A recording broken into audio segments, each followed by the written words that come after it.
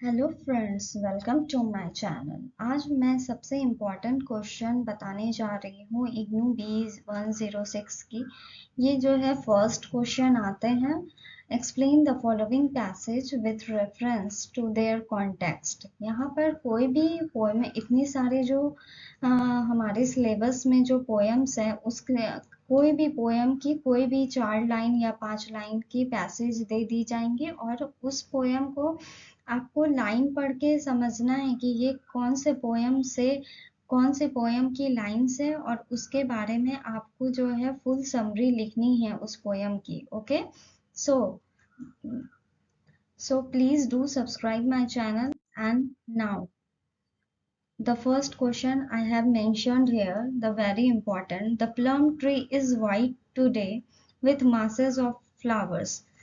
Do you tell me which poem is this? ऐसे हम लोगों को इतनी सारी पोयम्स है B106 में, ऑलमोस्ट 100 पोयम्स है और उन 100 पोयम्स में ये 2 लाइन जो है, 1 लाइन जो है वो उस पोयम की है। ओके, अब ये कौन से पोयम की है क्या आपको याद रहेगा? बट हमें याद रखना है। The plum tree is white today. यहाँ पर widows lament in spring time, जो कि एक विडो की स्टोरी थी, तो हम लोगों को याद रखना है कैसे? वाइट्स, वाइट यहाँ पर the widow's lament in springtime के लिए यूज किया गया था। So this poem is related to the poem widow's lament which was written by William Carlos Williams. William Carlos Williams ने इस पोयम को लिखा था। So these lines have been taken from the poem a widow's lament in springtime. अब यहाँ पर इस poem का मीनिंग क्या है? अब हमें इसके बारे में क्या करनी है? हमें समरी लिखना है। The plum tree is white today with masses of flowers. तो अब हमको यहाँ पर इस लाइन्स को एक्सप्लेन करना है। सो हम कैसे एक्सप्लेन करेंगे? We have to explain. यहाँ पर हमें पहले जो है हमें यहाँ पर एक्सप्लेनेशन लिखना पड़ेगा। यहाँ पर आपको एक्सप्लेनेशन लिख के हमें लिखना है। In this line speaker describe a plum tree in Bloom with flowers. पहले मैं हिंदी में बता दे रही हूँ। यहाँ पर जो है, जो लेडी है स्पीकर, वो कह रही है कि इस बार मुझे स्प्रिंग मौसम आने की उतनी भी ज़्यादा खुशी नहीं है जो पहले कभी होती थी। जब और यहाँ पर the way she says plum tree makes us think so far that, हमें ये लग रहा है कि उसके बगीचे में, यार्ड में जो है ये प्लम ट्री है और वह उसे देख के खुश हो रही है। नहीं, वो इस प्लम ट्री को देखकर पहले खुश हुआ करती थी, but after her husband death, और जब स्प्रिंग का मौसम आया तब उसे बिल्कुल भी खुशी नहीं हो रही है, क्योंकि स्प्रिंग मौसम क्या होता है? लाइवलीनेस का। स्प्रिंग मौसम में जो है सब खुल खुल के जीते हैं, चाहे पेड़ पौधे हो या फिर इंसान, तो सब में एक अलग से जान आ जाती है। बट यहाँ पर जो ट्री ब्लूम कर रहा है, यहाँ पर जो है इमेज ऑफ एबेंडेंस, ब्राइटनेस और लिवलीनेस दिखाया जा रहा है।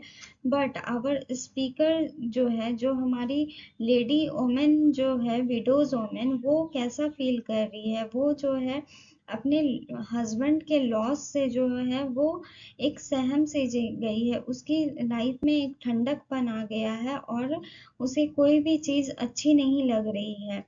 और यहाँ पर द वर्ड मासेस, मासेस में भी यहाँ एक वजन है इस वर्ड में, because masses of flowers, masses means क्या होता है? वेट। तो यहाँ पर जो है उसका कहना है कि उसकी जो जिंदगी है वो एक बोझ की तरह हो गई है और बोझ से वो झुकी जा रही है, जैसे जो है फ्लावर्स के बोझ से जो है प्लम ट्री क्या हो रहा है? झुके जा रहा है। So as the flowers on the tree are weighing the tree down, or I am also weighing down with my loss of my husband after 35 years of marriage. So यहाँ पे हम लिखेंगे the poem is deep in its simplicity, और this lines makes very serious about the loss of her husband, because in woman's life husband is the most important part of a lady. So these lines tells the irony that spring is traditionally a symbol of life, birth and new beginning, but the widow woman cannot accept is because she is mourning the loss of her husband after the 35 years of marriage. Okay, so everything that used to bright and shining and welcomed is now tarnished by her grief, as she can no longer view them as she once had. And here her son, who is more than likely trying to cheer her by mentioning that he saw her son tried to see her mom happy, but he can't do that because she is she only reminds her husband death, which she has suffered her, and once she longs for her. और यही हमें इस passage का answer लिखना है. So this is very important question. One passage contain 10 marks, so you all have to practice it and learn the poem summary with poem lines. Okay, now passage 2. We pride ourselves on generosity to servants. The woman who washes up suspected of prostitution is not diminished. अब यहाँ पे हमने servant, कौन सा ऐसा poem था जहाँ पे हमने सर्वेंट के बारे में पढ़ा था, तो हमारा ध्यान कहाँ जाएगा, नेसिम एजिकल की पोयम गंगा, जो कि एक सर्वेंट के, लेडी सर्वेंट के बारे में है. तो these lines have been taken from the poem Ganga written by Nissim Ezekiel. Okay, तो हमें इस पोयम का पहले एक्सप्लेनेशन करना है. This poem assumes significance because it raises centuries of old problem between servants and their masters relationships. मतलब यहाँ पर जो घर के मालिक या मालकिन होते हैं और उनके घर के नौकरों के बारे में जो है ये रिलेशंस जो है निज़िम एजिकल बता रहे हैं, जो कि ये सालों साल पुराना चलता हुआ आ रहा है कि एक मालकिन जो होती है, घर की जो लेडी होती है, ओनर होती है, वो अपने सर्वेंट को किस तरह से ट्रीट करती है. वो अपने सर्वेंट जो उनके घर में उनके कपड़े धोती है, उनकी बर्तने को धोती है, तो उन्हें ये ऐसा लगता है कि वो जो है घर के कामों को करने के साथ साथ प्रोस्टिट्यूशन का भी काम करती है.